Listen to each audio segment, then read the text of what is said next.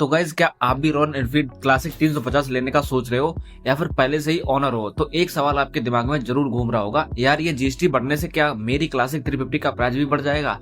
क्योंकि जहां देखो बस यही न्यूज है कि 350 सीसी से ऊपर की बाइक्स महंगी होने वाली हैं। लेकिन क्या हमारी प्यारी क्लासिक 350 भी इस लिस्ट में है? इस वीडियो में हम इस कंफ्यूजन को बिल्कुल क्लियर करने वाले हैं। सो हे राइडर्स, क्या हालचाल? Welcome back to the fresh video. अगर आप मोटरसाइकिल एंथुसियास्ट हैं तो आपको पता ही होगा कि royal Enfield classic 350 Indian market में कितनी पॉपुलर है। ये बाइक सिर्फ एक मशीन नहीं है, एक फीलिंग है, एक इसका थंपिंग साउंड, इसका रेट्रो लुक और इसका रोड प्रेजेंस सब कुछ आइकॉनिक है। लाखों लोग इस बाइक को खरीदने का सपना देखते हैं, लेकिन जब से न्यूज आई है कि गवर्नमेंट टू व्हीलर्स के लिए एक नए जीएसटी रूल्स लाने वाली है, तब से सबके दिमाग में बस एक ही सवाल है, क्लासिक 350 का क्या होगा? क्या ये और भी अफोर्डेबल होगी या और महंगी? तो चलिए इस सवाल का जवाब बिल्कुल डिटेल में एक्सप्लोर करते हैं। सबसे पहले इस पूरी सिचुएशन को समझते हैं। इंडिया में टू व्हीलर्स पर अभी तक 28% जीएसटी लगता है, लेकिन जो बाइक्स 350 सीसी से ऊपर हैं उन पर एक एक्स्ट्रा 3% का सेस भी लगता है। इसका मतलब 350 से ऊपर वाली बाइक्स पर इफेक्टिव टैक्स रेट 31% है। अब नए प्रपोजल्स क्या कह रहे हैं? दोस्तों, गवर्नमेंट जीएसटी स्लैब्स को सिंप्लीफाई करने का प्लान कर रही है। इसमें टू व्हीलर्स के लिए दो अलग अलग जीएसटी रेट्स इंट्रोड्यूस करने का प्रपोजल है।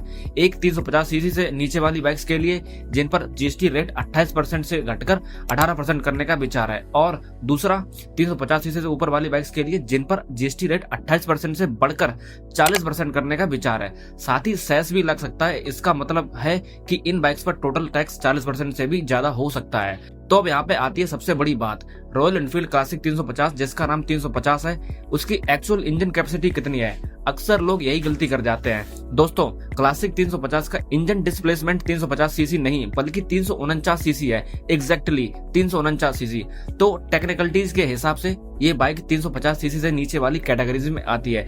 तो इसका सीधा मतलब क्या हुआ? अगर नए जीएसटी रूल्स आते हैं तो रॉयल एनफील्ड क्लासिक 350 पर लगने वाला जीएसटी 28% से घटकर 18% कर दिया जाएगा। यानी क्लासिक 350 की प्राइस बढ़ेगी नहीं बल्कि कम होगी। चलो इसको एक सिंपल एग्जांपल से समझते हैं। मान लेते हैं कि क्लासिक 350 का current ex showroom price without tax है 1,50,000।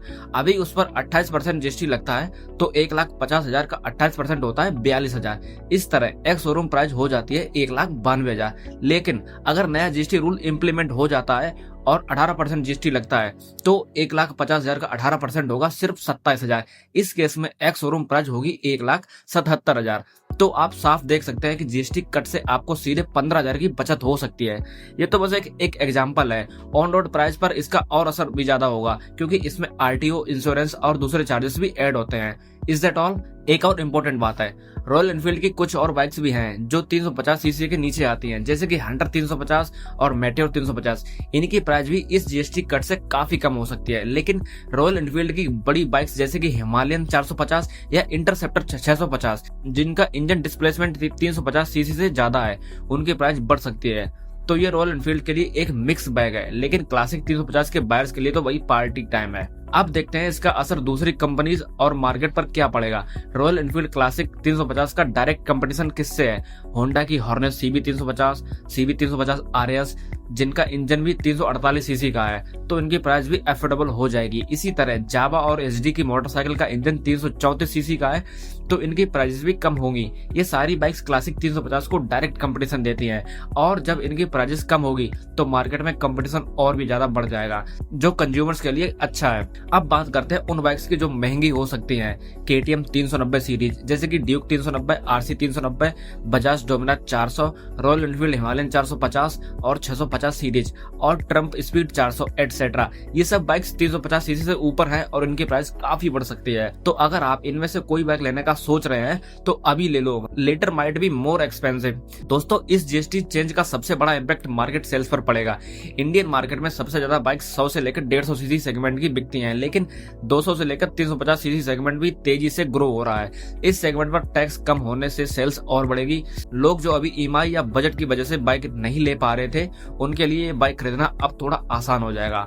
एक बाइकर के लिए एक बाइक सिर्फ एक सवारी नहीं होती है, ये उसकी आइडेंटिटी का पार्ट होती है। और जब क्लासिक 350 जैसी बाइक का प्राइस कम होता है तो इसका सबसे ज्यादा फायदा होता है उन लोगों को जो ईएमआई पर बाइक लेने का सोच रहे हैं। फॉर एग्जाम्पल अगर बाइक की एक्स शोरूम प्राइस 15,000 कम होती है तो इसका सीधा असर आपकी मंथली ईएमआई पर भी पड़ेगा।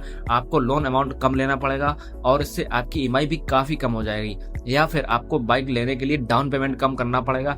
इससे क्लासिक 350 की अफोर्डेबिलिटी और वैल्यू फॉर मनी और बढ़ जाएगी, जिसके कारण इसकी सेल्स और भी ज्यादा होने की पॉसिबिलिटी है। रॉयल एनफील्ड के लिए ये एक मास्टर स्ट्रोक हो सकता है क्योंकि उनकी core portfolio the 350 series segment affordable हो जाएगी। तो दोस्तों यही थी पूरी कहानी। The bottom line is royal Enfield classic 350 का प्राइस जीएसटी हाइक से बढ़ेगा नहीं बल्कि कम होगा। सो डोंट वरी, अगर आप क्लासिक 350 लेने का प्लान कर रहे थे तो ये बिल्कुल सही टाइम हो सकता है। हमें कमेंट करके जरूर बताना कि आपको ये न्यूज सुनकर कैसा लगा। क्या अब आप क्लासिक 350 लेने का प्लान कर रहे हो?